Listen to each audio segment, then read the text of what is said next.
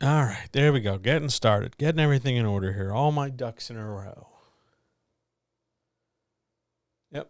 Still ticking along here. All right. That there.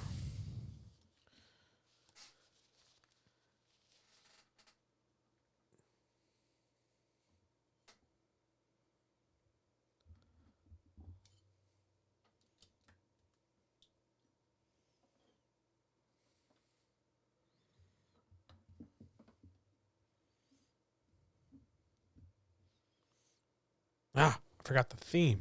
Nuts. Super well organized tonight. Super well organized. And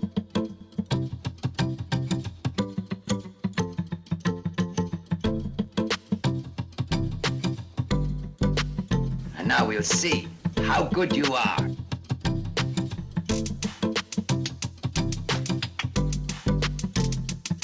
No matter what anybody tells you, words and ideas can change the world.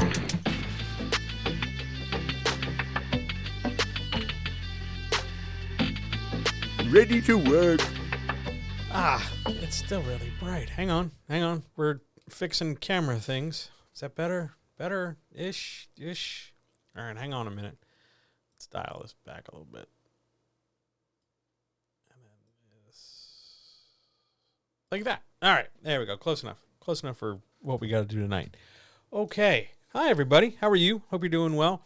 This is part 2, 3, the next part of building a better second draft. Last time we sort of laid the groundwork. Now we're going to take some of that groundwork and build it out. I do have notes. I'm very proud of myself for that.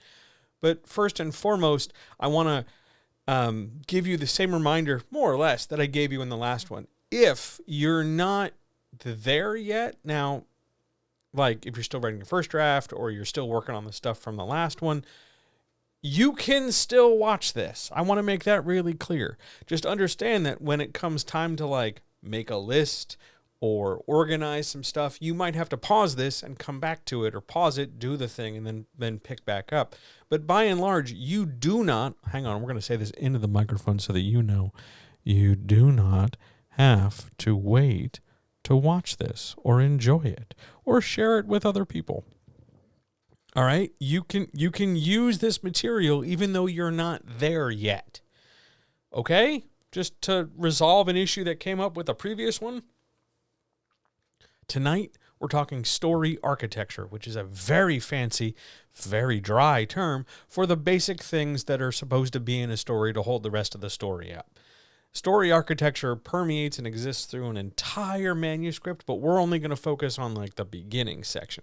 Roughly about the first act of a story. And I know elsewhere I've talked about how you're thinking about the first 20 to 50 pages. It's really important to make this clear. There's no magic page count for each act. Your first act isn't supposed to be like 27 something pages. It can be whatever size. That's fine. I mean, you don't want it to go like disproportionately long, because the longer your first act goes, presumably the shorter your second act is, and that's not a great story structure. But by and large, there's no magic number that says, first act must be 40-something pages. In some genre, in some story constructions, it can be helpful to use page numbers as a kind of milestone. For instance, you might, if you're, let's say, making a romance of whatever kind, but if you're writing a romance novel, you probably want some kind of intimacy. Now, that doesn't mean sexual, but it could be physical or emotional or mental or social. Some kind of interaction that is intimate between one or more point of view characters. You're going to want that early because you're going to try, as we'll talk about over the course later on tonight, you want to get the reader used to seeing how you're going to describe things when circumstances are different, meaning you're going to teach the reader over the course of your writing how you write an action scene and how they're supposed to read it, how they are supposed to hear the dialogue that you write, how they're supposed to follow along your story. Everything you're writing, especially in the beginning, is teaching the reader how to read. Now, that doesn't mean you're assuming the reader's dumb or a poor reader. It's just that your style of writing needs to be taught to them, because chances are they don't know it very well. Even if you have a series, I know. Everybody swears them down, but I have a series. They have so many options. Not everybody, not every consumer is going to know your writing style the same way you do, because it's yours. You spend more time with it than any consumer ever could. So when you start your writing, whatever we're going to write, understand that especially the first act of your story is the thing that teaches the reader how to read the rest of the book. And if you really colossally fuck that up, the reader's going to have a very hard time following along, even if your story is the most like simple in the whole wide world to cover. This is really important to know. This is a real big deal. If you really colossally mess this up, it'll feel like your story doesn't really get off the ground, doesn't really follow any kind of set momentum. It feels like it starts late and it moves erratically, or it just never seems to do anything. That's not just a poor plot problem or a poor character problem. It's straight up a bad writing problem. And I can guarantee you, I am willing to bet large sums of invisible internet money. I'm looking around for internet money like it's just sitting here. I'm willing to bet you large sums of invisible internet money that there are going to be people watching this who swear up and down they write just fine. You can watch me shake my head on video. Some of the people who immediately swear that these problems don't affect them are the people who are affected the most by them. Writing a second draft, as we talked about last time, is inherently a confrontation between what you were thinking and what you're trying to execute, between what you're trying to do and where you're trying to go, and what sort of resistance you're putting up for yourself along the way. This is where you meet yourself. This is where you look at your writing and figure out whether or not you're going to go forward with this. The amount of difficulty you have at these stages in your second draft are indicative of some, not all, but some of the problems you're going to have down the road. If it sucks now, it's going to suck later. And you will need increasing amounts of help, increasing amounts of feedback, increasing amounts of reconstruction, increasing amounts of revision if you're going to try and brave this stubbornly alone.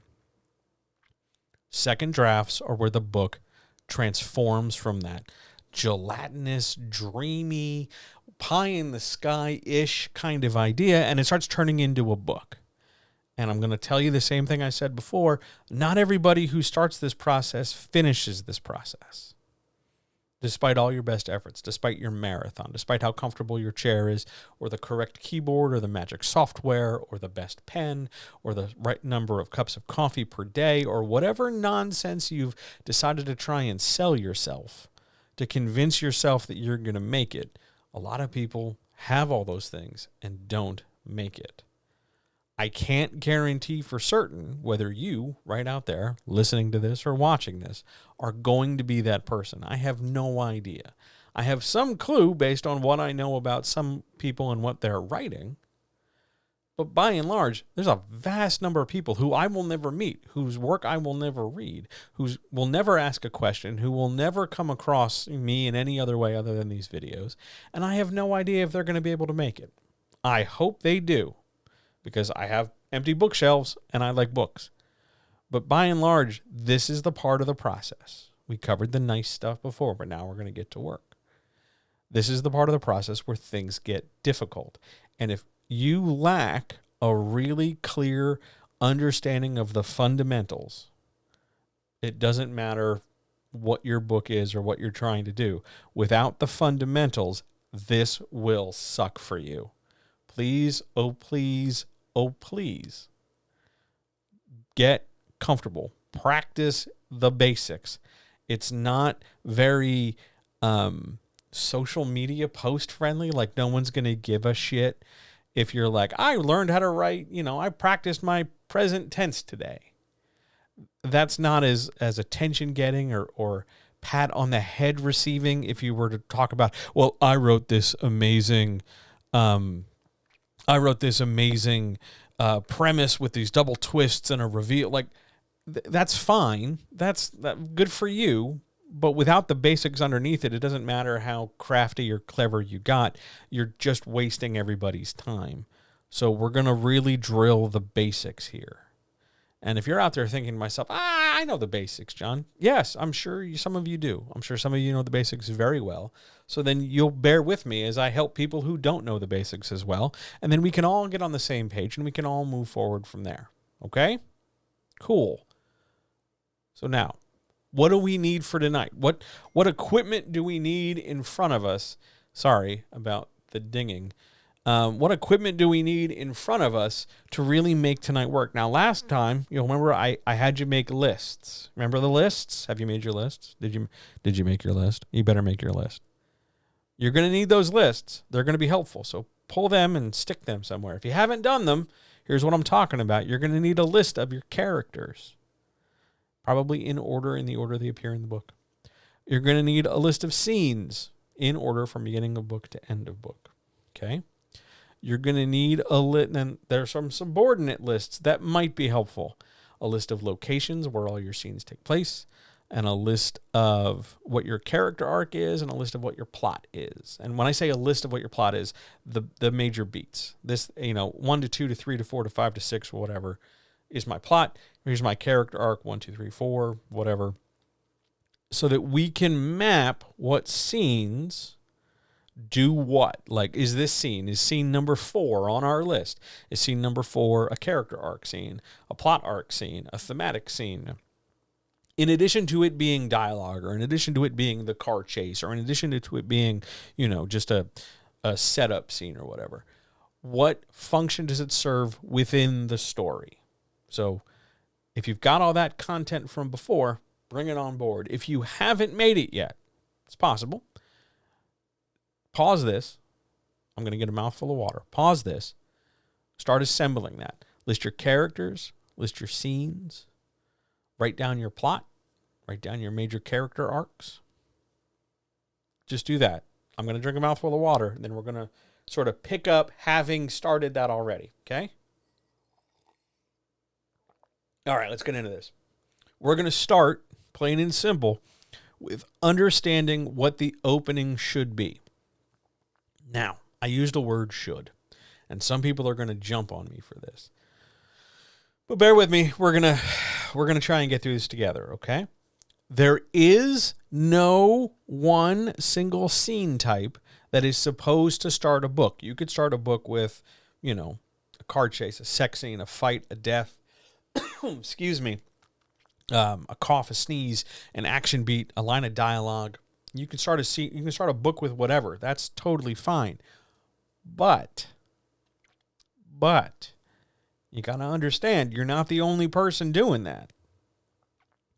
And if you're starting your story with something that is maybe not the best thing you know how to write well, you are not necessarily starting off on your best foot. For instance, a very common thing is to start it with a line of dialogue, which is fine.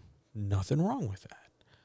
But if you suck at writing dialogue, if your dialogue is bad and it doesn't evoke a kind of relatable character and it doesn't help set atmosphere or tone, or if it doesn't sound distinct as part of the greater whole, if your dialogue is weak, if your dialogue is generic at best, starting off with dialogue, although I get it's what everybody else is doing, I get that it's really popular over there, but for you, if it's not a strength, starting with it won't help you.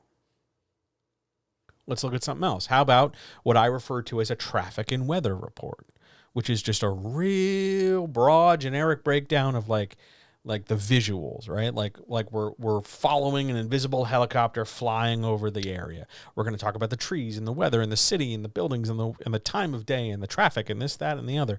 And then we're going to suddenly zoom all the way through all these things and finally get to a person, right? We see this in films a bajillion times, right?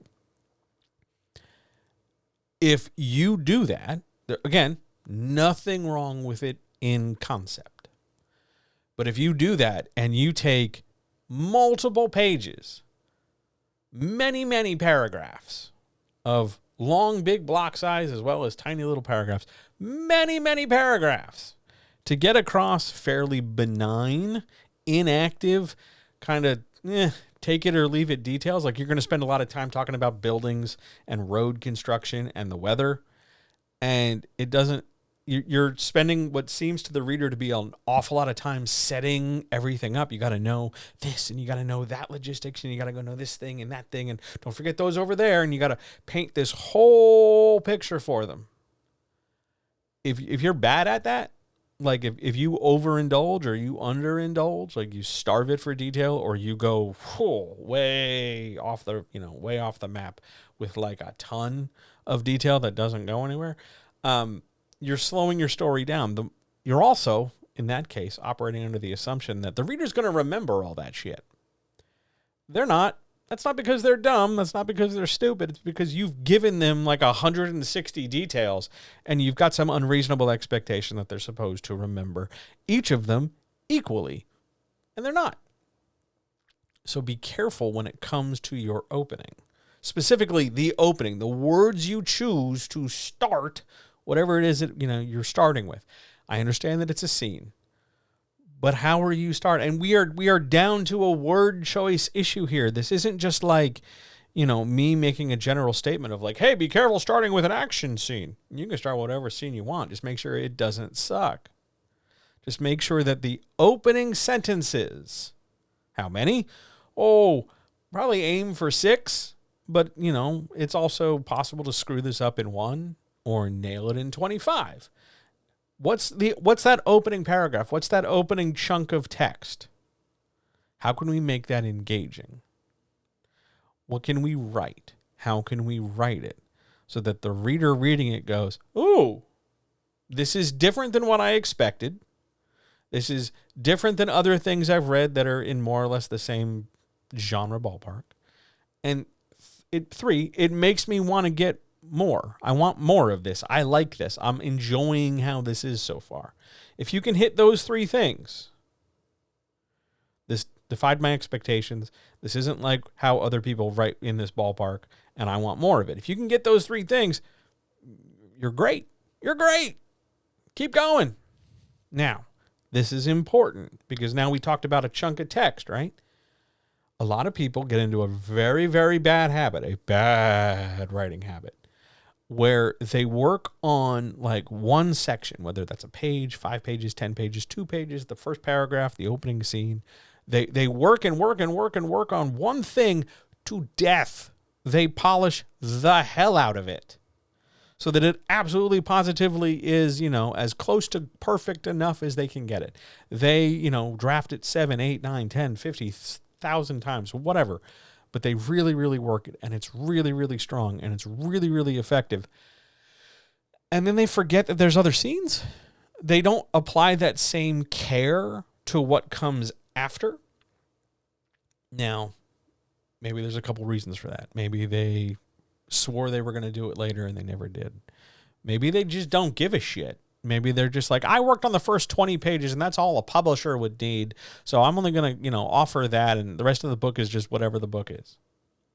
Maybe they, just don't want to. Maybe they just love this one scene and it's the clearest thing in their head because they spend all this time thinking about it. And the rest of the book is kind of up in the air, indifferent and gelatinous.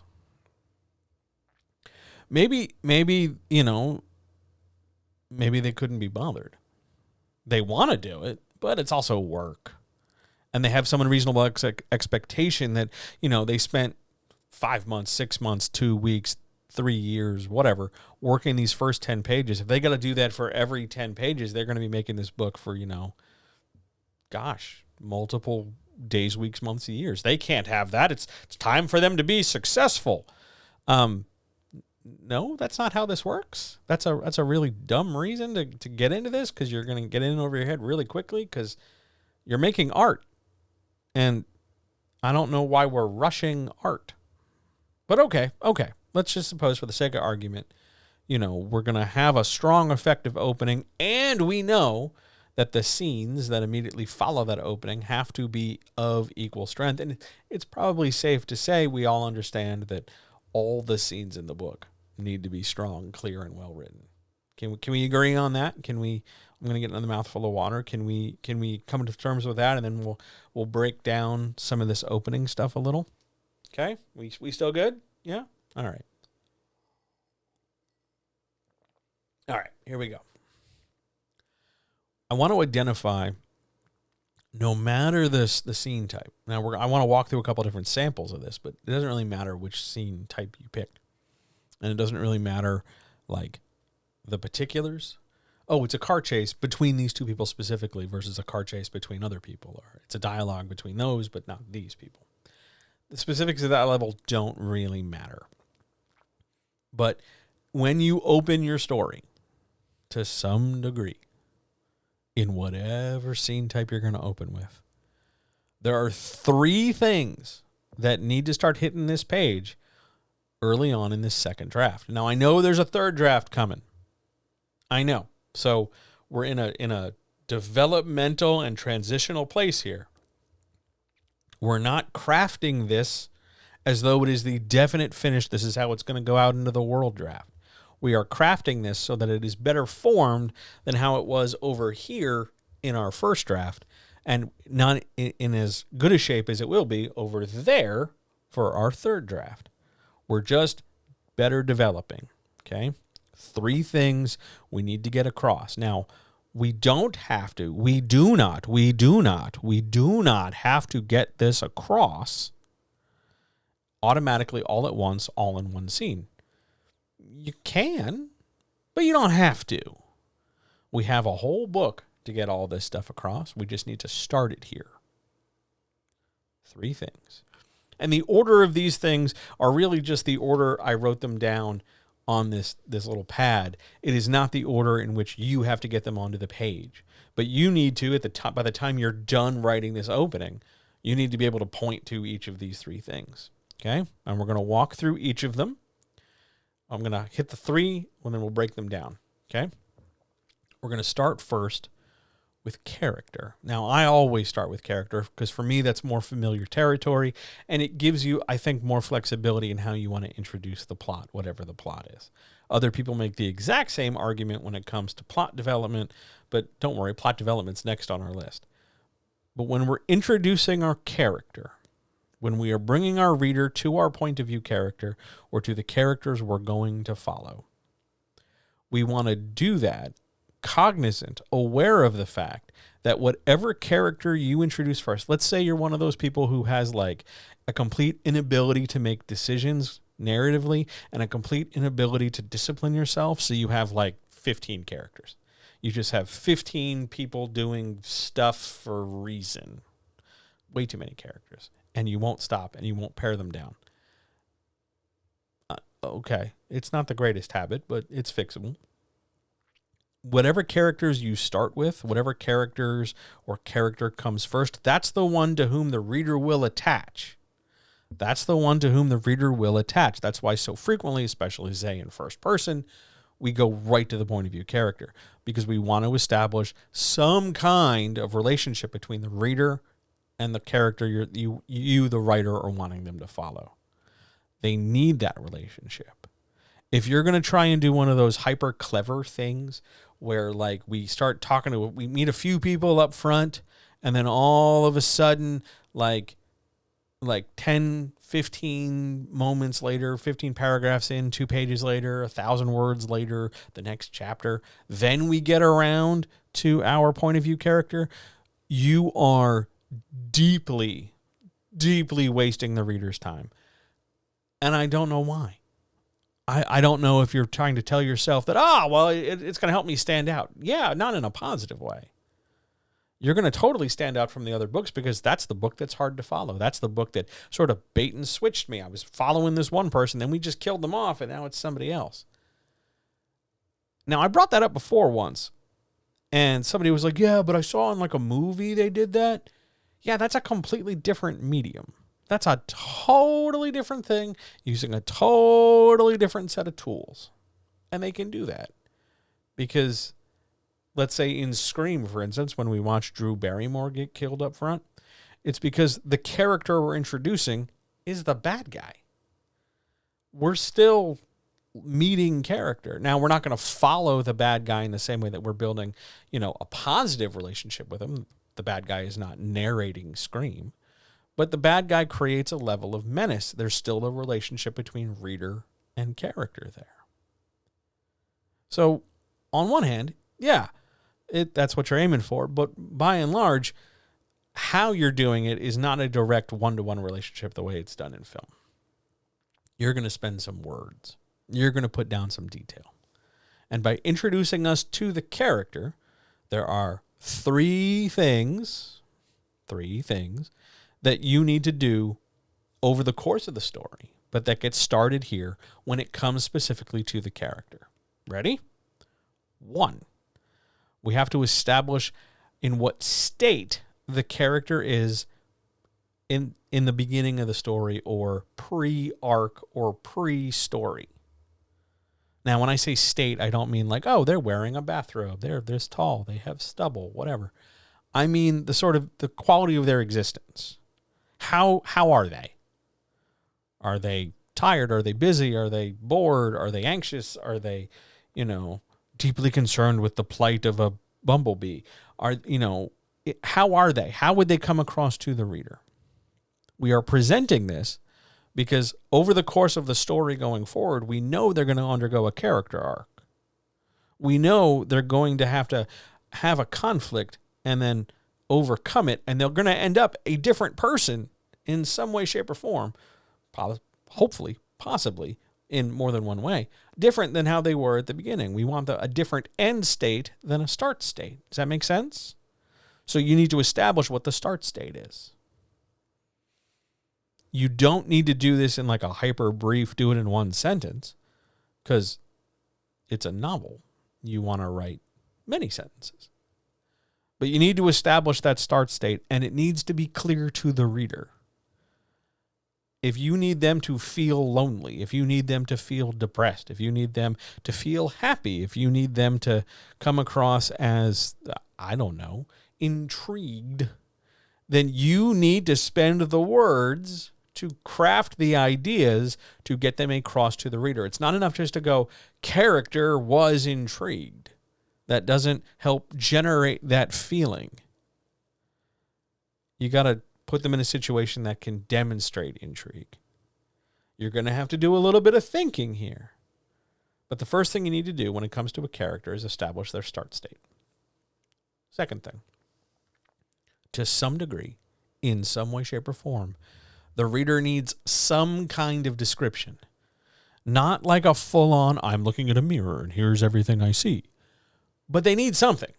Some kind of qualifying detail. Some kind of starting thing to at least frame a picture. Whether that's a gender identifying label, or whether that's a hair color, or a strength descriptor, or a fashion breakdown. They need something to picture in their heads. And the clearer you can be saying what it is as opposed to what it isn't, so that you are making clear, decisive, concrete decisions and clear, decisive, concrete writing, the better it is for the writer and the better it is for the reader, because it gets you in the habit of being able to break down a thing and say exactly what it is as opposed to what it isn't, which is a really common problem. If you want to describe something and you talk about how it's perfect because it's not lumpy, like let's say you're making mashed potatoes at Thanksgiving. If you're trying to describe mashed potatoes and you use a lot of knots, it's not lumpy, it's not runny, it's not overly chewy, it's not overcooked. None of those, while those things are nice details, none of those things are as accurate a descriptor. They don't effectively put the same picture in the reader's head as if you were to say and describe how they really are. Talk about what a thing is more than what a thing isn't, and the reader will be able to understand and connect. So when we have our character with their description, we want to talk about what there is. Now, again, remember how we talked about the traffic and weather? You don't have to run straight to let me give you the entire breakdown of everything. You have a whole book. And a lot of that detail doesn't goddamn matter because there's not a quiz at the end of the book. So don't freak out and deluge the reader in like descriptors of like, well, here's their ring finger and here's their thumb and here's the way they're, you know, this part of their hair, the forelocks, or their like, just give them something to picture. You don't need to give them everything. Remember, details at this level accumulate. A little bit here, plus a little bit there, plus a little bit here, plus a little bit there, gives the reader the sum picture by the end of it. It doesn't need to happen any earlier than that, okay? Start state, description. Third thing, you need to create the idea that either there is something explicit that needs changing, or there is the potential for something yet unknown to change. This is how we're going to introduce our character to their character arc. This gets a little tricky, so I'm going to kind of take my time here for a minute. You do not have to, and probably don't want to, be completely outright explicit about it. Let's say you have a character who's going to learn the truth of who their parents were. You probably don't want to sit down and have that character tell another character, gosh, I'm just trying to figure out who my parents are, because that's lazy. And that's a really poor way of getting across the information, because it happens so quickly. We don't need things to happen that quickly. We have a whole manuscript. But you do want to suggest to some degree that this question, this issue, this thing is important for our character. Now, again, just like with the description, just like with the start state, you don't have to detail everything all up front. But you got to start them somewhere. So, start them somewhere. Give them a little. Give them enough to be engaging. And then add more to it later. This requires some decisions. This requires more than just sort of sitting there and staring at the keys and then just kind of going, I'll write this. We want to make more choices. We want to sort things out. Remember, we're trying to take the loosey-goosey definitions we had in the first draft and start to solidify them in the second. Start state, description, potential for change. Now, you don't want to outright say, I'm going to change X, so here's X. You can dance around a little. You can set it up. Now, maybe sometimes, though, you don't want to say what X is because, hey, you don't want to say what X is. But you want to suggest that there is room for any number of things to improve. So let's say you're writing in typical rom-com fashion, sort of a real schlubby, down-on-his-luck guy. You know, he wakes up on the couch. He's unshowered. He's unshaved. There's trash all over his apartment. You know, like he's behind in his bills. Like you're really just painting him like real down on his luck. That way, you have the freedom to make any one of his other things, the alcoholism, the lack of a job, the lack of discipline, the messiness of the house, whatever. Any of those things could be the X that gets transformed over the course of the story. That's a nice thing to do. That's a nice way of handling it if there's, a lot of time and space you want to spend on what X could be. But by and large, when you're introducing your character, you need those three things: start state, description, potential for change. How does that come across in a scene? Well, depends on what the scene is. The more active your scene is, let's say car chase, fist fight, something like that, fight with a goon, whatever, the more you're able to show how a character is and suggest what their start state is, because we're seeing them do stuff. The guy getting tossed out of the bar at the beginning of the story tells you a pretty effective start state for how his life is. But something like the hyper-eager, hyper-successful type A college kid who's, desperate to, get out from underneath the crushing mountain of debt and get into the good law school or something, it's a little less clear what his potential for change is, but there's at least some kind of vector we can see him on. Dialogue here is not always the most effective choice, because remember, when people are just talking, there's a natural reaction to it.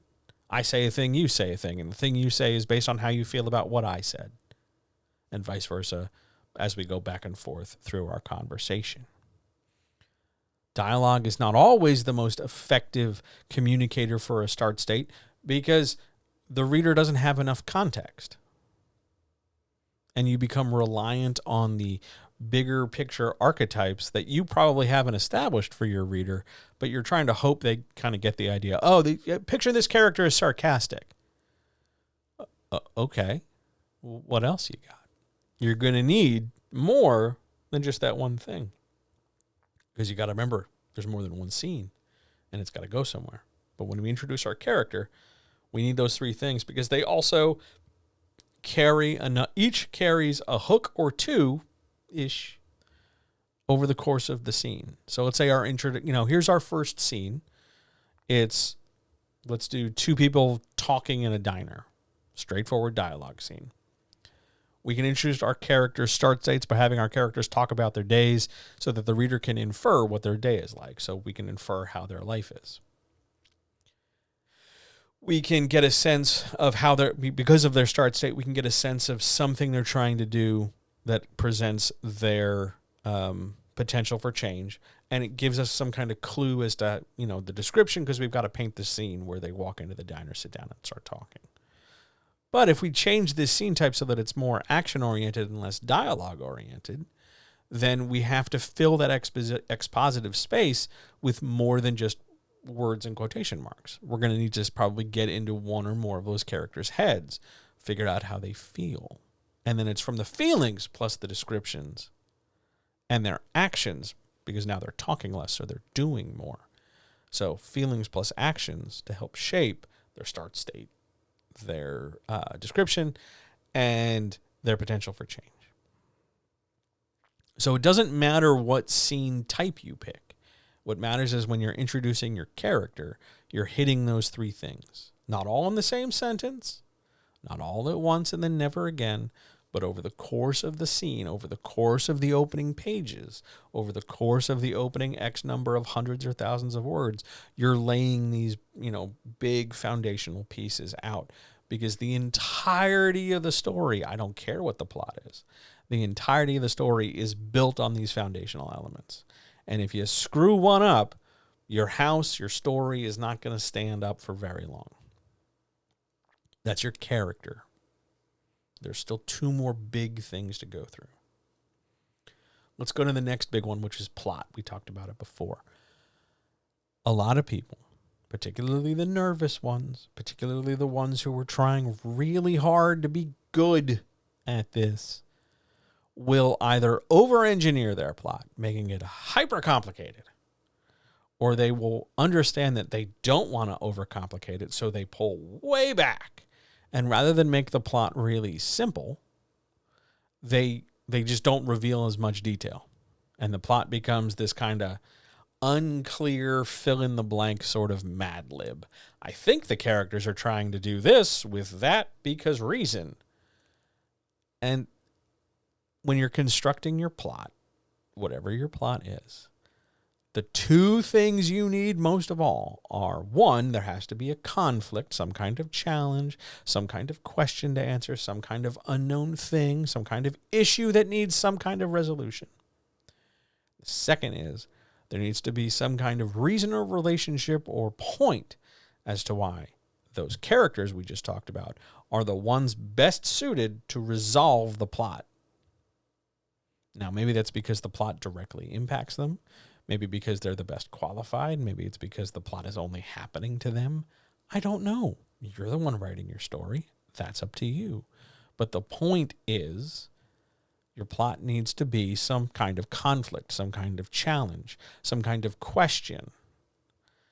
And every character involved in the plot needs to be able to find their question as it pertains to the plot. And I want to talk just for a minute. Let's have a little sidebar. Come here. I want to have a little sidebar with the fantasy authors, okay? I know how you guys love your MPOV. I know, you go fucking nuts for like 15 people all trying to become king of the kingdom. I get it. But remember, if everybody's got the same conflict, If everybody's got the same thing they're trying to resolve, they're going to feel really generic, and the reader's not going to stay engaged. So while it's okay that 15 people are trying to win the tournament to become ruler, go past that and make sure that each of your characters has an individuated reason. Not just, I want to be king because I think I'd be good at it 15 times. Tailor each person's conflict and challenge so that when you jump from POV to POV, they're all engaging, as opposed to letting the reader just play favorites, which they're going to do anyway, but you're going to try not to encourage them to do that. All right? Why is your character, whomever they are, why are they doing this plot? Why is it a big deal to them? What is driving them forward to do this plot? Now, some of these questions we're only going to deal with at the end of the first act, because remember, the first act ends when the plot is introduced, because the next thing would be the character going forward and doing that plot, and that's the door. That's how you get to the second act. Once the character starts doing plot, second act. So really what we're asking here, what I'm talking about here, is sort of the big picture first. What's the plot? Why is this character involved? And then how can we subdivide all these pieces so that just a little bit of the plot can make an appearance in the early beginning? I'm not talking prologue. Hey, let's have another sidebar. Fantasy people, sci-fi people, come here. Come here. I know you go nuts, just over the moon for prologues. But I'm willing to tell, look, I'm just going to tell you flat out, okay? About 85% of your prologues are really just chapter ones, and you don't think of them that way. The function of a prologue is to lay out the groundwork for the world and get some of that teaching we talked about, the idea that this is, hey, reader, this is how I want you to read and interface with my story, and get that out of the way. Not characters, not plot, not theme, just vibe and some loose description. In theory, a reader should be able to skip the prologue entirely and go straight to chapter 1 and get just as enjoyable a story otherwise. All right? Don't go nuts on your prologue. All right, let's come back over here and talk about plot some more. Good sidebar. So we have this setup where our opening scene gives us just a little bit of plot. Now, maybe it doesn't. Maybe it's an opening gambit. An opening gambit is a scene or an action that your character undertakes that is separate and distinct from the plot. Maybe if you're writing a detective, they're wrapping up their last case, and then their new case starts with the next chapter or whatever. I don't know.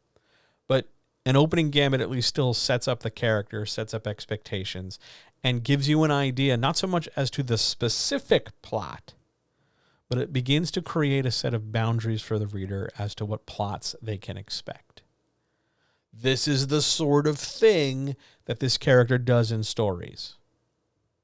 So if you like this opening gambit, you're going to love this book because this book's more of the same. But by and large, there needs to be some kind of thing, some kind of conflict, some kind of movement, some kind of drive for this character. And the better drives are going to be plot-based. Okay? Another mouthful of water. I want to make a distinction before we dive farther on plot, that I'm talking main plot here. Okay? Main plot of the book. Character arcs, subplots, all that stuff can come in here too. That's okay. But remember, the character plots and the subplots are smaller, not just in size and scope of story, but also smaller in terms of urgency, because they're not what the book's about. The book's going to deal primarily with the main plot. And the first act ends when the main plot starts. So try to keep this kind of contained in and around the expectations you want the reader to have when it comes to the main plot. Think about it in terms of a conflict. Think about it in terms of a question. Think about it in terms of a challenge. Think about it in terms of the thing or things your main character needs to do or admit or overcome or resolve or work the hell out or whatever, and you will have an easier time than if you just think about your plot as somebody has to rule the kingdom. Okay, I mean, that's fine. That's a statement, but it's a pretty elementary statement, and I'm hoping to push us just a little bit past that. Okay? But that's your plot. Now you have a character who can do that plot. So what else do we need in this opening? Do we need world building? Yeah, some amount of it. Even if it's just stuff for the setup in the scene. Even if it's a big, broad kind of Google Earth zoom out. You need some. But there's something even more critical. Because you can get away with being real Spartan, real light in some of your world building details at this point. Because again, you have a whole book. The thing, though, you have to put a gold star by, the thing that you really need to nail down, especially in this opening scene and scenes, are theme. If you don't have a theme, if you can't immediately point to your theme and you're going traditional in terms of your publication, welcome to Rejectionville. I have a whole trash here. See this? That's where your work's going to go if you're missing your theme. I don't know how else to tell you this. Audio people, it's a trash can. In the absence of a theme, a story always feels flat. I don't care if it's the most exciting narrative with lasers and explosions and butts. Doesn't matter. Doesn't matter. Without a theme, there's nothing for the reader to give a shit about. Theme, if you don't know what a theme is a lesson that your story illustrates that the reader can take and install in their own life. Example themes.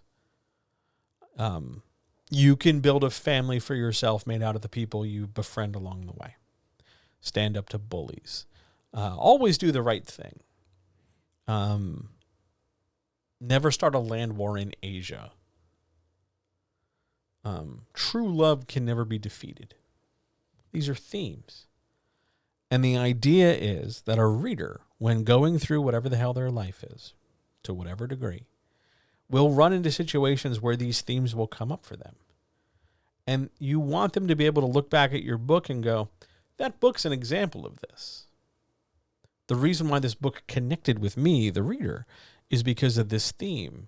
And I can draw strength from it, and I can draw comfort from it. And it'll help me work through my problem. It'll help me work through this situation. That's why a theme is so important. It's not just some strange masturbatory writing tool that, publishers want to see if you can do just because. It serves a tangible, critical, emotional benefit to your reader. It's why stories move us. There's other reasons, but it's a biggie. It's important. And if you skimp on theme, or if you do the ever-present, I'll deal with that later, you are hobbling yourself. You are tying your fingers and then demanding you play piano. You're making this infinitely harder on yourself. Start the ball rolling on theme now. Remember our scene list from last time? One of those things you can do to checklist through your scenes, figure out which scenes are your thematic arc. What's a thematic arc, you say? A thematic arc is the progression of your theme across the whole novel. So, it's the number of scenes in whatever order. And they don't have to be consecutive. Scenes, it's not like your theme is only in scenes 1, 2, 3, 4, 5, and then it disappears till we get to like scene 25. It can hopscotch all over the place. And if you have more than one theme, hint, you should have more than one theme. If you have more than one theme, you're going to have scenes that are sort of all over, like scene 1, 8, 19, 22, 24, 31 might be one theme, but scenes 10, 11, 15, 17, 35, 49, and 62 might be a different theme. Go through your scene list. And just like how we identified which scenes are your main plot arc and which scenes are your character plot arc, go through and identify which scenes your theme, pick a theme if you have more than one, or just for your individual theme. What scenes speak to your theme to what degree? Remember, this is an arc, so it's not just going to be one scene doing all the lifting. You don't want to just say, it's scene 10, John. It's all scene 10. My entire theme is in scene 10, because that's just bad writing. Like, one instance of a thing is not quality.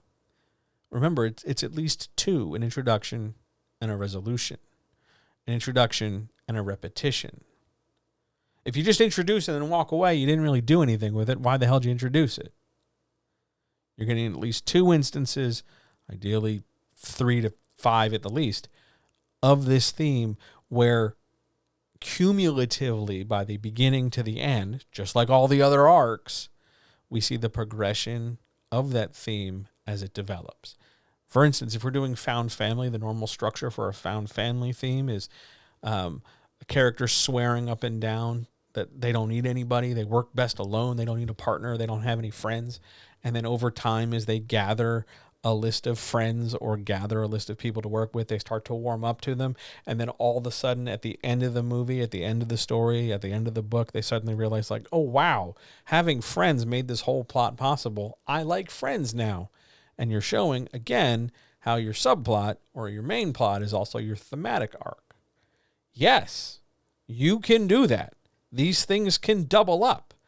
You can have your main plot be your thematic arc. That's fine. You can have your thematic arc be your subplot. You could have your main plot and your subplot be the same damn thing if your story is, small enough in scale. But you need to introduce some theme stuff in the early part or parts of your book. If you don't know what your theme is, okay, if you don't, here, sidebar, and then I'm going to drink more water. Come here. If you don't know what your theme is, here's the quickest way to figure this out. What kind of lesson do you want the reader to take away from your book?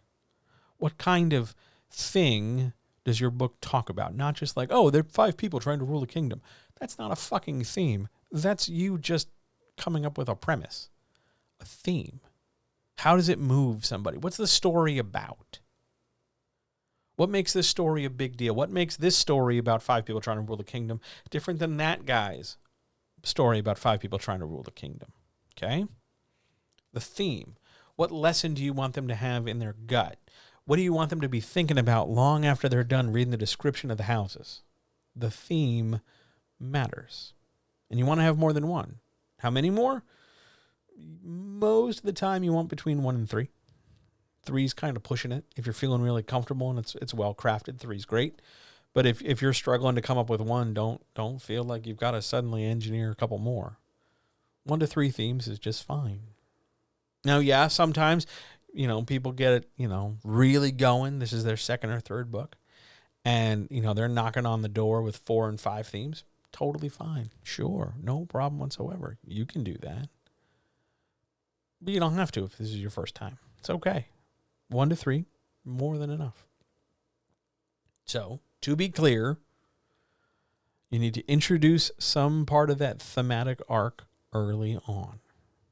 How? Maybe you dedicate a whole scene to it. Maybe you dedicate a few lines of dialogue in a scene to it. Maybe you dedicate half a scene to it. Maybe it's how you describe something. Maybe it's how somebody reacts to something. It depends on what the theme is, and it depends on how you want to get it across to the reader. That's why I'm not giving you like a definite, do it this way, because there isn't one definite, do it this way. Otherwise, I'd be saying it, and we'd be done by now. But those are the 3 things you need to get across, no matter what your scene is. In some order: character, plot, theme. World building kind of fits in and around all of those things and acts like glue to, I'm making a gesture on camera, is a glue to help hold them together so that things don't feel so out of place. You don't want to get into the habit of just choosing one of these things, letting the other 2 just kind of go by the wayside, and then picking up doing the first one for a chunk and then picking up the second one and leaving the first one by the side. You don't want it. We're not cutting slices of cake. We're not trying to only eat this thing first and then move on to the other. We want this all incorporated together. Your opening scenes. Now, I'm going to make a distinction here. We're going to start making concrete numbers. I'm going to say I'm talking mostly today about your first 5 or your first 7 scenes. However many pages, however many words, doesn't matter. That's up to you. But I'm aiming the rest of our discussion. We're at 54 minutes.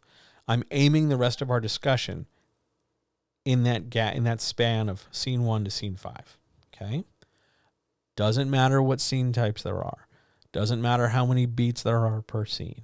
Doesn't matter how many characters. Doesn't matter what the fuck your story is. Just take your list for scenes 1 through 5. Pull up your character list. See the characters who show up in scenes 1 through 5. I understand they're going to show up elsewhere. Fine. But just let's look at scenes 1 through 5. 1, 2, 3, 4, and 5. Only those scenes for now, okay? And we're going to zoom in and we're going to walk our way through each of these 5 scenes to show how they come together. And then you're going to take this same strategy and carry it forward. The distinction I want you to make is that scene 1 and 2 get slightly more attention. They've got a few more moving parts. But then how we do scenes 3, 4, and 5, sort of as a set, that same formula is going to apply for scenes 6 through however many scenes you have. But we're breaking down the first 5 because in these first 5, you are going to do all of the following things. You will make every mistake you make as a writer. You will run into every narrative issue you run into as a writer. You will demonstrate to the reader how well you write and craft things overall. You will reveal your strengths. You will reveal your weaknesses. You will set up just enough pacing to either be really slow or be too quick, and you will educate the reader on how well you describe things. All of that in scenes 1, 2, 3, 4, and 5. Okay? Whether you mean to or not, whether you are conscious of it or not, whether you are trying really hard or not, all that shit is there in scenes 1, 2, 3, 4, and 5. We're going to start with scene 1. We talk about scene 1 in terms of how it grabs the reader's attention. Some people interpret that to mean I need to have a very active scene to grab attention. And while that is not automatically wrong by default, it does suggest that your understanding or engagement with a reader has to do with a view where you think the reader and your story are competing for other people's time, which means you feel like this. They can either read my book or do other shit. And I want to make sure they're not doing that shit. I want to make sure they're reading my book. So I need my stuff to compete with those other options in terms of their attention and in terms of their enjoyment. This strategy sucks. This strategy is what's going to set you up to competitively fail with your reader over time. This is a real big red flag because what it's going to constantly do is constantly get you to re-inject that level of engagement the minute you think it's flagging. Oh my God, they are 1% less engaged. We better panic. Don't. That's dumb. What you want to do is just present in your first scene something that generates interest in going forward. That's how you grab their attention. It doesn't mean like you win the daily showdown between all the things making, having readers possibly pay attention. You just craft a scene, you craft an idea, you craft a description, you craft a part of a mental movie in their heads that they want to spend more time and space imagining. Now, whether you do that because you turn some beautiful phrases about what it's like to be an anthropomorphic animal, or you immediately suggest the stakes in an ongoing war that your characters will be thrust into, or you describe how, your character is yearning to go to the stars above. Whatever it is, you've got to grab them. You've got to find a thing in that opening scene, whatever that opening scene is. You got to find that thing to hold their attention. Not because they're flighty deer, not because, oh my God, somebody's jangling keys somewhere. I better leap and go pay attention elsewhere. But you want to make sure that whatever you put forward will hold their attention. Not because they're looking for reasons to run, but because you're trying to get them to pay attention to your story. A lot of people will just do that as an action scene because that's a nice, safe choice. It's not necessarily a bad choice. For some stories, for some genre, it's an awesome choice. But not always the best choice. If you suck at writing action scenes, you're not going to work. And the problem with starting with an action scene is it creates what's called an action expectation. Or, in different terms you might have heard me use, it creates a fall off. Fall off, just like falling off a cliff, will kill you. So let's say you start with an action scene. Whatever it is, doesn't matter. Start with an action scene. The expectation the reader has is the second scene has to either maintain that level of tension, maintain that level of action, increase it, or gradually ramp it down. If there is a hard shift, let's say your opening scene is an opening gambit, where your first scene is a very active thing, and then the second scene is, time skipped forward, and now all the characters have gathered at the Hall of Justice to discuss how they just defeated the bad guy. That chasm. We were really active, and then we slammed on the brakes, and now we're really slow. That's a fall off. That will kill you. Because if you set the expectation that, hey, all my action scenes are going to be at least this intense based on how my first one is, and then all of a sudden our next scene is about as appealing as watching paint dry, your reader is going to just kind of skim until they get to the action scenes. Maybe that's what you want. Some people are different. But by and large, starting with an action scene is a great way of sort of lighting the fuse and getting things going. But understand, you have to be able to manage and either escalate or de-escalate appropriately rather than just come to a hard screeching stop and slamming on the brakes. Maybe you want to start with a dialogue scene. Problem with a dialogue scene most often is that everybody thinks the world freezes so that the talking can happen. Character A talking to character B, back and forth and back and forth and back and forth. And we forget that, around them while they're having this conversation, the whole world's turning. The volcano is exploding, people are riding by, cars are honking, food's being eaten, somebody somewhere is doing a thing, whatever.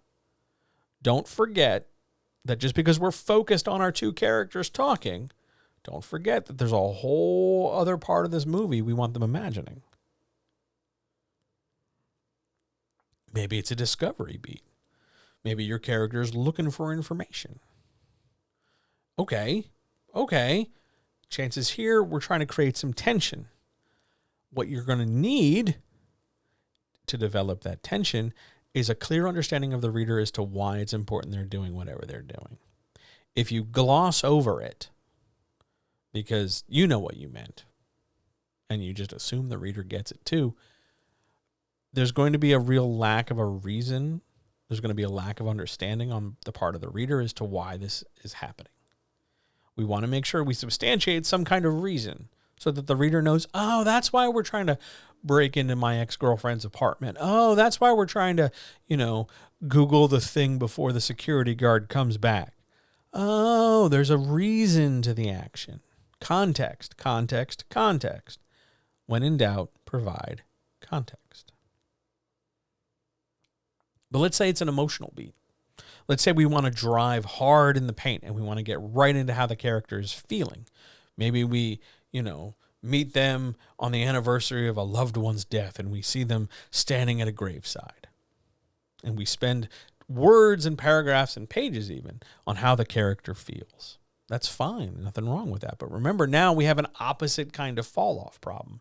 Remember when we talked about action, all of a sudden we were going all hell-bent for leather, and then we slammed on the brakes? Now we've got the opposite problem. Most of the time, too long in an emotional scene slows everything down. Because you're not developing any activity, you're spending time in sort of a detached cerebral space when you talk about feelings. So ramping us up to action can feel a little jarring. I'm really sad. Everything's really hard. Oh, I guess I got to go do my job now. You want to mitigate that fall off by trying to appropriately ramp out of a scene. But when we have our starting scene, our scene number 1, we need to introduce the character who's going to do whatever they're doing and introduce the context as to why they're doing whatever it is they're doing. Does it need to be the whole plot? We don't need to reveal the whole plot. We don't even need to bring up the main plot if we don't want to. But we got to introduce the character. We've got to compel the reader to give a shit and keep them reading for more. And then we can start to add to it. In the course of that opening scene, the character needs a challenge, something specific to the scene that they're trying to accomplish. Hey man, I just want to pour a cup of coffee. Hey, I'm just trying to go from point A to point B. I want to make sure I get through this recording okay. Whatever your challenge is. And then within that scene, there are obstacles making that challenge possible or difficult or impossible or both. And how the character attempts to overcome them is what you write down on the fucking page so that people get a sense of like, oh, the character's trying to do this. John's trying to make this stream the best it can be. Okay, following along. That scene continues until either the situation is resolved, the character accomplishes what they want, or it is impossible for a character to get what they want, either because somebody else's attempt at their own goal has made it impossible. Like, let's say, just for the sake of argument, while I'm talking to you and we're going through this and everything's going fine, let's just say hypothetically my phone starts ringing and it's some kind of great, crisis or something that I can't like deny it. Okay. That would throw everything off. That's an external factor to me because we're following me. I'm the protagonist in our example. That external event intersects with us to the point where our scene attempt is interrupted and then we can move naturally to the next scene.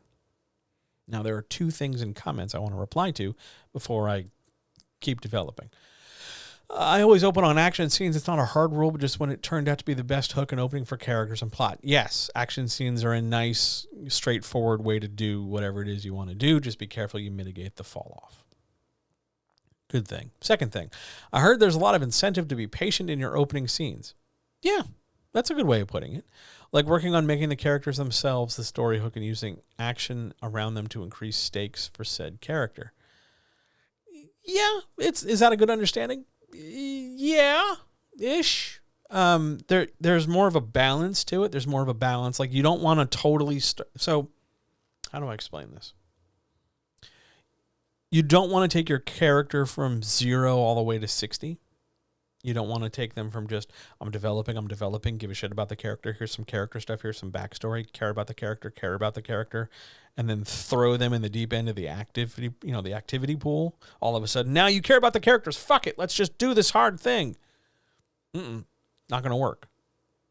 You can learn about the character while not at it like a paused position. You can learn about the character a little while paused, but you can also learn about the character in different ways while they do stuff. Your characters can be the story hook. The danger there is that, one, their premise is generic, and two, their development's really weak. So let's just take some really bad examples.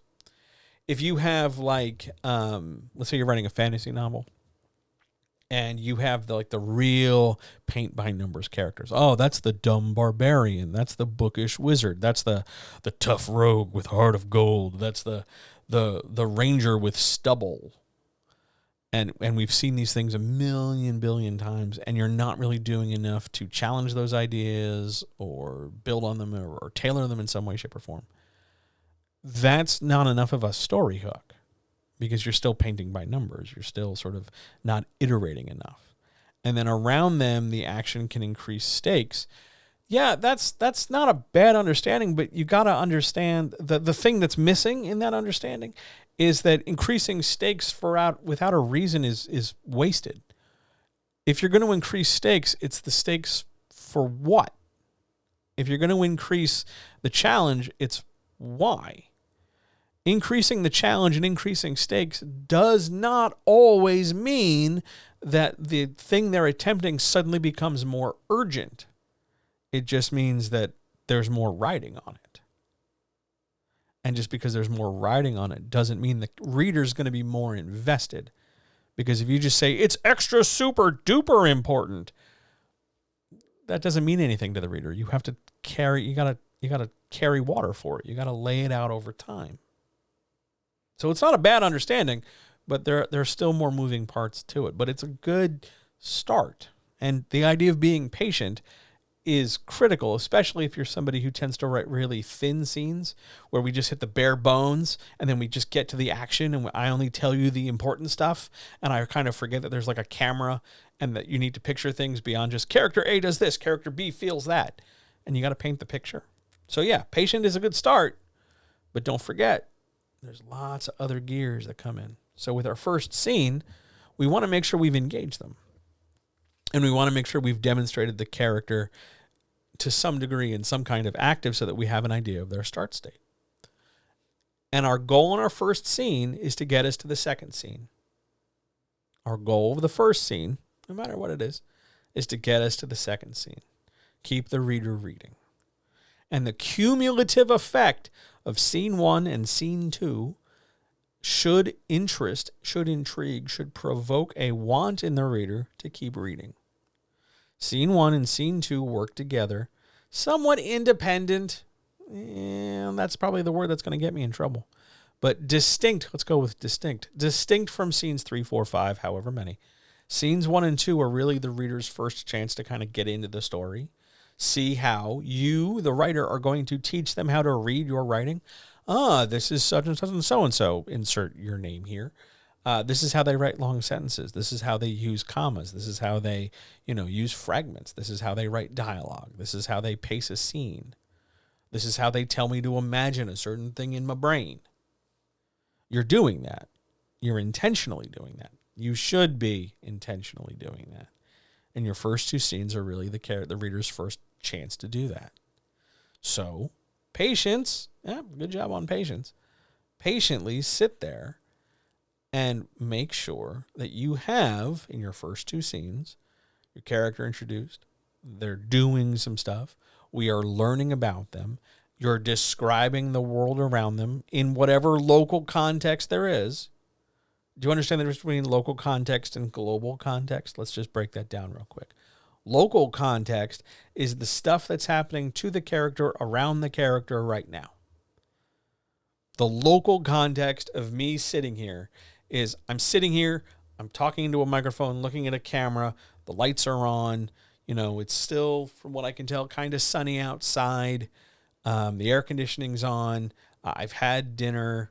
And I'm not worried about what am I going to do tomorrow? Nope, local. I'm specifically here, and the scope of that is limited to the actions we're talking about. The global side of this is the biggest picture.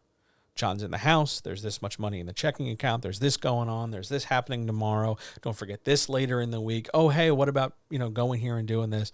And it's the much bigger, broader, almost existential level stuff. You don't want to get bogged down too much in either. You want to kind of blend the two a little, because it's a combination of the local and the global to give the reader a sense of scale for the story. Because if I only talk to you about the local stuff, if I only talk to you about, okay, so now we're in this scene where John's recording, and then when the recording is done, John's going to go from this room to that room and put away the material.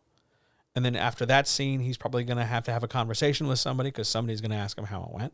And then he's probably going to want to, get some water and do this, that, or the other thing. And if I only track that, the scope in the story is going to feel very narrow. It's going to feel really zoomed in on me because that's all we've been following. But likewise, if we zoom out to the big wide view and talk about, the asteroid is hurtling towards Earth and, John doesn't realize he's the one that can save us.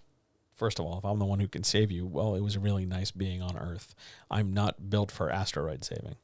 But if we zoom out to the global, we make my actions, specifically the talking and the lights and this and that, really, really unimportant because the big thing trumps it. Holy shit, John, how can you talk about this stuff when an asteroid is hurtling to the Earth? Likewise, it's really hard to focus on one person when we zoom that far out, because all of a sudden I'm one person in one building on one street in one town or one suburb of one city in one county in one state in one place, et cetera, et cetera. And this is not me saying that, states and borders and boundaries are stupid. They are. But zooming out at that level makes all those smaller things immaterial. Blend the global asteroid with the local recording to give a sense of urgency. It's important to me, and I'm sort of oblivious to that, so that when things reverse and I find out about that, this becomes less important because now John's got to go save the Earth. Your first 2 scenes just have to get this ball rolling. You don't necessarily have to go to the asteroid right away. You can, but you don't have to. Your opening 2 scenes lay out your plot or some kind of plot, some kind of activity, character plot, arc, mini plot, all that shit. Some character development. Who's the character? What are they going for? And maybe hint. Now, they don't have to hint. You can outright say. But at the very least, hint as to what a theme could be. It will be verified later on. But you got to at least start rolling. Okay? There should be a natural connection between scene 1 and scene 2. It should be clear how we started scene 2 based on the ending of scene 1. So if scene 1 is John recording and scene 2 is John putting away his recording equipment, we can see how we got there. But if scene 1 is John recording and then scene 2 is following John 2.5 hours later as he's sitting on the couch without really clarifying that time has shifted or that time has passed, or that we're still following me for the same reasons, it feels a little jarring. We want to make sure we control our Kuleshov effect. That's the idea that 2 things in sequence naturally have a relationship. But the idea overall is there should be a clear bridge from one scene to the next scene. But our first 2 scenes are sort of that first teaching tool for the reader. Now, we can mess around and play with their expectations later with multiple scenes as all of a sudden we're going to start introducing stuff. But we start teaching early. Page 1, word 1, sentence 1. This is how we start to educate the reader. This is how I, insert your name here, tell this story. Whether it's first person, third person, present tense, past tense, MPOV, single point of view, flashback, whatever the genre, whatever style, indirect, direct, whatever kind of fiction mode you want. You're teaching the reader how to read in those first 2 scenes. And just like the first scene, the second scene is going to have a character with goals, trying to accomplish those goals, and the scene will continue until the goal is either accomplished or rendered impossible to accomplish because of somebody else. And the tension in a scene comes from 2 places. 1, the character trying to accomplish their scene, and 2, anybody or anything that's trying to work not so much directly against them, but any opposition the character faces, directly or indirect. Make sense? Those are the first 2 scenes. We put them sort of off to the side because they have to do slightly more work than 3, 4, and 5, which we're about to talk about. But we really want to make sure that 1 and 2 are polished. Not to death, because it's only the second draft. But we want to make sure the first 2 scenes really help stand our story up on its own 2 feet. It sets expectation. It lays out how we're going to do this. It kind of clues the reader in, hey, here's the breadcrumb trail. Here are the first breadcrumbs. That's why we put 1 and 2 kind of off to the side over here. Now we're going to go to 3, 4, and 5. 3, 4, and 5 are going to set the template for all the other scenes to come. It doesn't matter what kind of scenes these are. I'm not talking, this is not, I got to say this super clear. I am not talking about how whatever scenes 3, 4, and 5 are will repeat themselves. That's not what I'm talking about. I'm talking about the general construction of scenes 3, 4, and 5 will become part of how the rest of the story gets told. Mouthful of water. Scene 3 is a particularly interesting one because scene 3 has to make that transition, not only from scene 2 onward, but it really stops being what's called the direct opening, and it starts moving us forward in the book. By the time we get to scene 3, we are a handful of pages in, so we've already started to acclimate to how the writer's going to write. The wheels are starting to turn. The story is starting at this point to maybe pick up some kind of momentum. The interest, at the very least, is provoked in the reader. Scene 3 has to juggle this, and scene 3 has to sustain this. Doesn't matter what the scene is. Doesn't matter if we're talking main plot, subplot, all that stuff. What matters is scene 3's got this really interesting, really critical job, because if scene 3 falls apart, it's going to become extra apparent that you polished the hell out of your first 2, and then kind of let everything else slide. Your third scene needs to escalate something, one of the following things, to some degree, moving forward. It can raise stakes. It can raise tension. It can raise fact. It can raise threat. Fact, threat, tension, stakes. If you haven't introduced them yet, it's raising them from 0 to a starting point. If you've introduced them, it's raising them from where you introduced them just a little bit higher. We're not suddenly talking about how John's recording and then the asteroid strikes the planet. That's too big. But we're raising them just a little. A scoosh, a soupçon, a teensy bit. We're adding some complication. We're adding some challenge. We're adding something. We're developing something. Why? Because the readers read 2 scenes. Now we want to keep them reading. So we're going to add a little bit. We're going to build on what we've already got. But we're going to follow the same scene construction. Characters trying to accomplish goals, and they will attempt to accomplish those goals until they can't. And they're trying to accomplish those goals using the skills they have, sort of all guided by their character construction. Their personal moral code dictates what they will and won't do and how they will apply their skills in the attempts to resolve or get what they want. That's why character formation is so critical. Scene 3 takes us to scene 4, which takes us to scene 5. And remember, scene 3 had to raise our stakes, had to raise something, had to raise the threat, had to raise information, had to add something, throw another log on the fire. Scene 4, or maybe it's easier to say this, whatever scene you put a log on the fire with, the next scene has to express to the reader why that was a good or not good idea.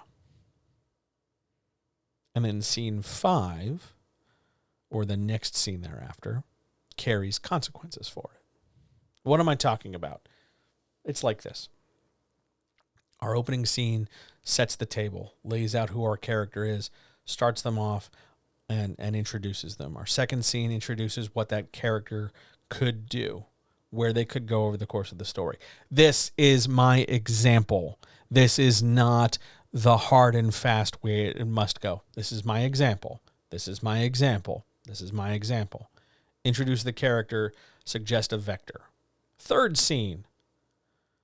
Well, we're going to assume the vector is in direction A, so we're going to introduce in scene 3 an obstacle. A landlord who needs rent money. A bank officer who demands the mortgage gets paid. The mean, crabby lady from across the street who's probably in secret control of the HOA. Some kind of obstacle. Maybe it's funny, maybe it's serious, maybe it's whatever. But we're introducing her in scene 3. We're raising the stakes. We're increasing information. We're developing something. So now in scene 4, we have to deal with the outcome. We threw this log on the fire. Now it's burning. Well, now what? Now our character gets to react. Stupid old lady controlling the HOA. I bet it's secretly a cabal of terrible, foul fascists. And then scene 6 is, because I believe it's now terrible, foul fascists who control the HOA, I invoke their ire by, heckling the neighborhood or something. It is just any HOA. I'm trying to make an example. I agree with you, though. But the idea is that I had a scene that introduced some material. The next scene thereafter gave us a reaction to it, and then some consequences. And that setup, introduce, develop, consequences. Introduce, develop, consequences. Whether we're talking mystery, thriller, romance, western, action, young adult, new adult, early reader, whatever, that progression, scene 3, 4, and 5, is going to be endemic of how we're going to do scenes all the way through the end of the book. We're going to introduce, we're going to react, we're going to develop. We're going to introduce, we're going to develop, we're going to react. We're going to react, we're going to introduce, and we're going to develop. Some combination of those 3 things swirling and twirling around over and over and over again, all the way through our story. Those will take you all the way through your first act. where you've developed things, you've introduced some stuff, and in the course of that introduction, you've laid out the basics so that the reader can understand, this is the way the story is going to go. Even if I don't know the specific twists and turns and, the surprise thing that's going to happen later, I can at least kind of sort of see how it'll be going down whatever road it goes down. That's important. We're taking this as far as the introduction of the main plot, where the plot really kicks off in earnest. This is where your detective discovers the dead body and figures out that they have to figure out who killed her. This is the moment where the big announcement is that the malt shop is going to be bulldozed by the evil land developer, and we have to do something about it. Prior to that, now that could be scene 2. Who knows? Hell, it could be scene 1, depending on how you construct it. And that's fine. Just remember that wherever your main plot kicks off, prior to that point, that's Act 1. Following that point, you're into Act 2. It's okay if your Act 1 is only 2 scenes. It's okay if it's 5 scenes. It's okay if it's 10 scenes. However, the longer you take in that first act, the greater impression you're giving that the story's going to move at a slower pace because it took longer to get here. Now, granted, if this is a big-ass giant book, if this is, Les Miserables, longer than the 3 Lord of the Rings books combined, then yeah, you can afford to take some time. If you're writing The Count of Monte Cristo, the first act is like 15 chapters. Yeah, that makes sense. There's a lot of ground to cover. We're setting up a lot of pieces because once we hit that shift and once we get into Act 2, things accelerate.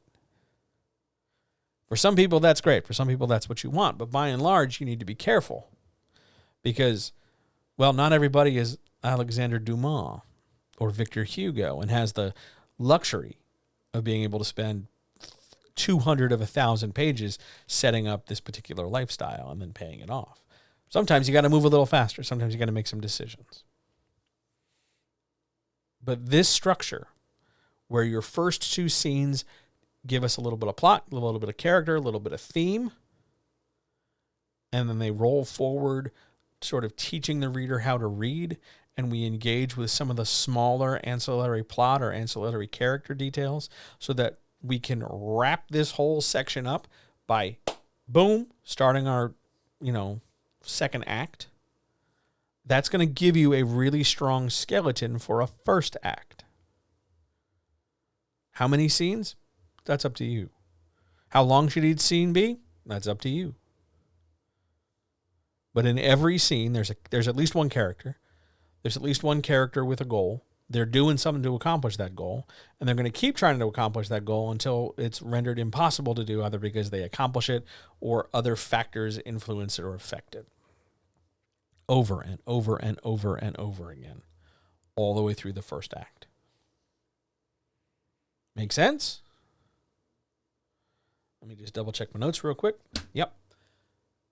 That, if you just follow this formula this far, you will write a strong first act, at least strong enough for a good second draft that you can then later polish, build, or develop in your third draft to move along and do whatever you need to.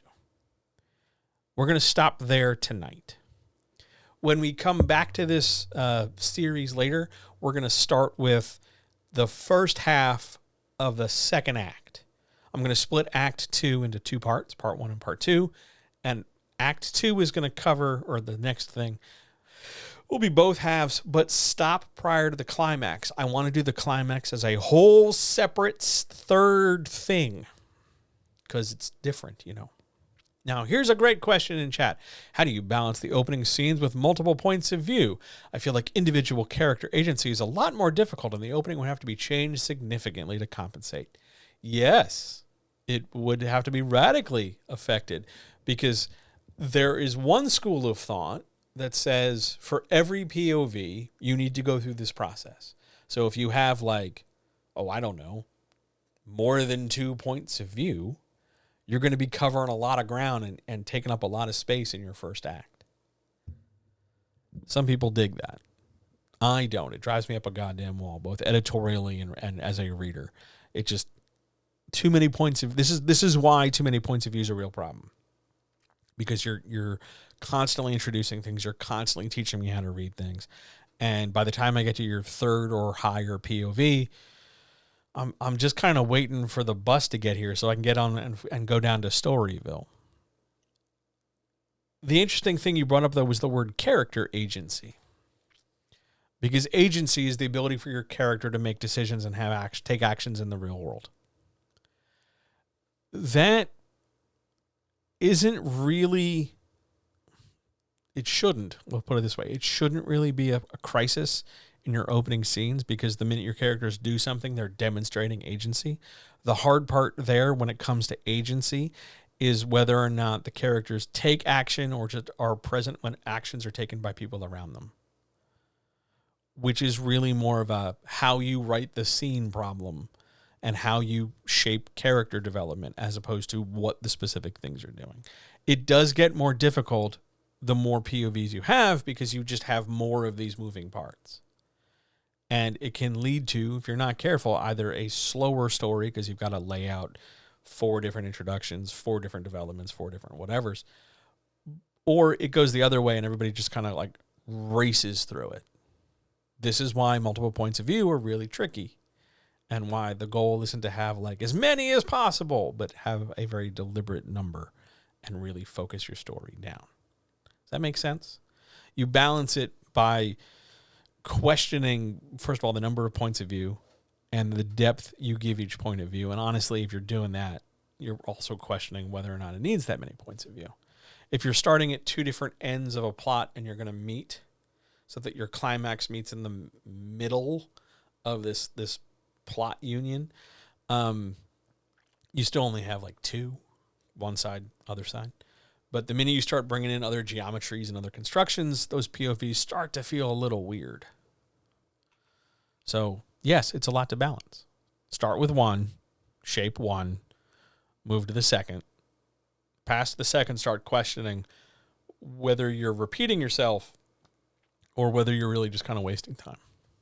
Good question. Now, next question. What if your characters are all working towards the main goal in multiple points of view?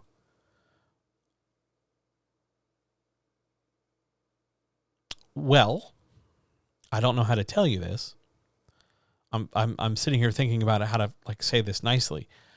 If I have multiple characters all working to the same goal, why would they all need to have their own point of view? If you and I and 2 of our friends each, so there's 4 total people, are all working on the goal of making sure this stream goes well, why would we need to give the reader who's sitting in my hypothetical chair over here, why would I need to give them everybody's point of view? It's okay if all your characters are working together. There's nothing wrong with your characters working together. That's delightful. Good for you. But again, it comes down to, why is this person a point of view character? Which is also a question to ask from the previous question, one prior. How do you balance the opening scenes with multiple points of view? Step 1, question as to why the character is a point of view character. Point of view characters are point of view characters because their lens for the story is specific and distinct for the benefit of the arc and theme. It's an and, not an or. And you're not going to get the arc and theme, it's an and, not an or, if we didn't have this point of view. It's something to really think about. Let's say we have 4 different people all trying to accomplish a broad task. We have 4 bank robbers, okay? We have 4 bank robbers. They're each doing a different thing. Somebody's going to go in there and talk to the teller. Somebody else is going to open the vault. Somebody else is going to sit in the car. Somebody else is going to keep an eye out for the cops. Here are our 4 positions, right? They don't all need to be directly, entirely POV characters. We can, in third person omniscient, even in third person limited, we can describe what they're doing without getting in their heads because we're following one character. But if for some reason we're going to do this all MPOV, where every character narrates their own set. I don't know why you do it this way, but let's just hypothetically say, you know, we there was something in our root beer and we decided, you know, this was a genius thing to do. For some reason, here we go. We're going to have this structure where we're going to follow each and every person in this bank robbery. First of all, I wouldn't do it all in the same beat. I wouldn't do it all in the same scene because I'd end up repeating myself. It wouldn't matter. I'd take one character of the 4 and I'd follow them through. And then the next, the consequences, the next scene, I'd do a second character if I wanted to do the POV, because I can establish through the first POV that, oh yeah, that's Pete. Pete was here, but you know, this is John's story, so Pete's just hanging out. But then when we deal with the consequences, like we're, you know, driving the car, Pete's driving the car, then we follow Pete because Pete's the one doing the action. Be really, really, what you're both describing here, which are good questions, by the way, but what you're both describing here are point of view issues more so than scene construction issues. You're verging into the territory of trying to establish or justify why that character is a point of view character in the first place, which is always tricky ground. And I'm not saying this to dissuade you from telling your story. I'm trying to get you to think about, why is this character a point of view character to the degree you've probably got them on the page as a point of view character? I didn't press the Twitch ad button. It did it automatically. That was bastards. Oh, because it's been an hour. Yeah, okay. That's not me. That's on Twitch. That's on that. So I'll repeat myself. Mouthful of water. I'll repeat myself. Then we'll get out of here. One sec. I feel like I should just press the add button now, just to, you know, fuck with things. All right, here we go. This is important.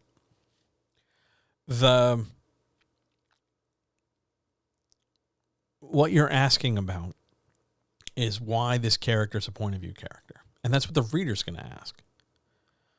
Because if you're telling me that this is a point of view character, you have to follow this person, follow their effort, follow their arc, follow their trajectory, follow what they're doing, care about them, not just like them, not just think they do cool shit, but invest in them as though they are a full-bodied, total person, and get through the story with them. But if you have multiple characters all doing the same fucking thing, all going through the same plot, and they're doing the same plot to the exact same degree, we're all 4 people robbing a bank, there's a real conflict, there's a real red flag issue as to why they're all in the same story doing the same thing. It's one thing if 4 people are trying to accrue $1 million each and they go about it in 4 different ways, in 4 different locations at 4 different times for 4 different individual reasons. But if we're setting all our characters together and we're moving them as a unit of people and they're going forward like that, they don't all need to be point of view characters. There's not enough justification. There's also not enough stuff for them to do. Because invariably in our 4-person bank robber moments, somebody's just going to end up sitting in the car waiting. That's not terribly engaging. Certainly not compared to the people inside the bank doing the robbing. Be really careful with who you designate as your point of view character.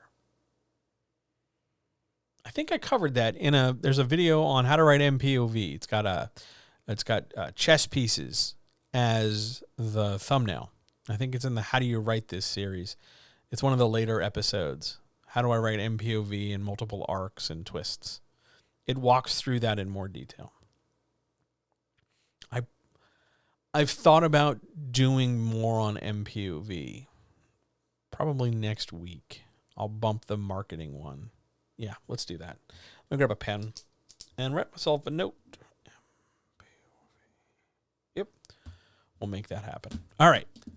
Any other questions, issues, comments, concerns, etc.? Else we will rocket our way out of here. I do want to thank everybody for being here. It looks delightful. I hope you're all listening, enjoying, and digging this. This one was technical. Now, typically, my technical streams don't go over very well. They hang out on YouTube and they're nice, but it's also long content. So we'll see. We'll see.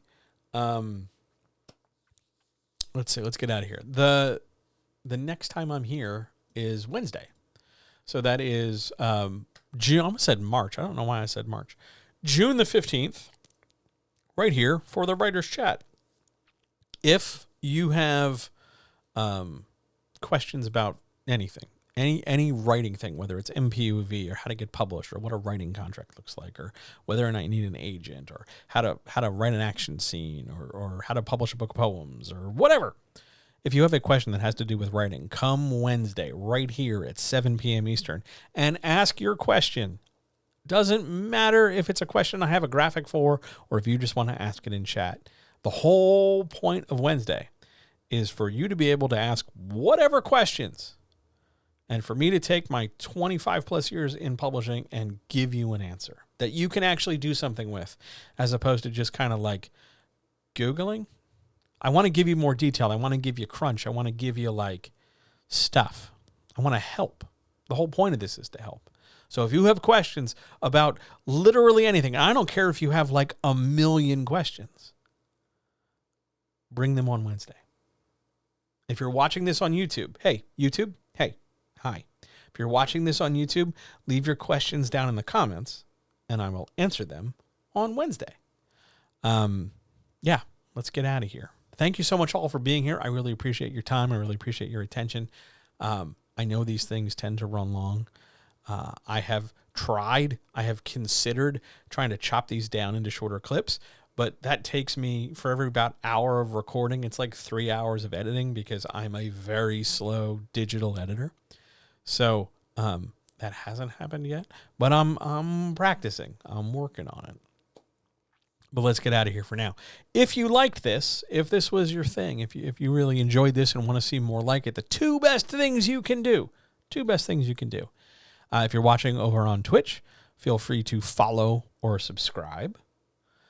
Following is free. Subscribing is a very low price. That literally helps me pay for food. It's pretty rad. Love eating. If you're watching this on YouTube, feel free to like the video, subscribe, and click the bell for notifications, because that literally increases my ability to, like, one day make money from this so that I don't have to stand in long lines at food banks anymore. That's really the goal. That's where we're going. And if you liked all this content and you like all the other stuff on the channel and you want to see more and you want to be able to suggest more and you want to be able to suggest questions, you want to be able to jump into a Discord with publishers and creatives and marketers and book people and pros of all different things, the best thing you can do is jump over to patreon.com/JohnHelpsYouCreate, where for $2 a month, $2 a month, you'll get access to a Discord packed with writers and editors and artists and makers and doers and a million people who not only ask a ton of questions, but help each other succeed and get published and win awards, apparently. But that's more stuff for a different day. For now, let's get out of here. Thank you so much for being here. I will see you guys Wednesday, right back here, twitch.tv/JohnHelpsYou, Write Better, 7 p.m. Eastern. I'll see you here for the Writers Chat. Have a wonderful evening. Take care of yourselves. Keep writing. You're good enough. Love you. Bye. See ya.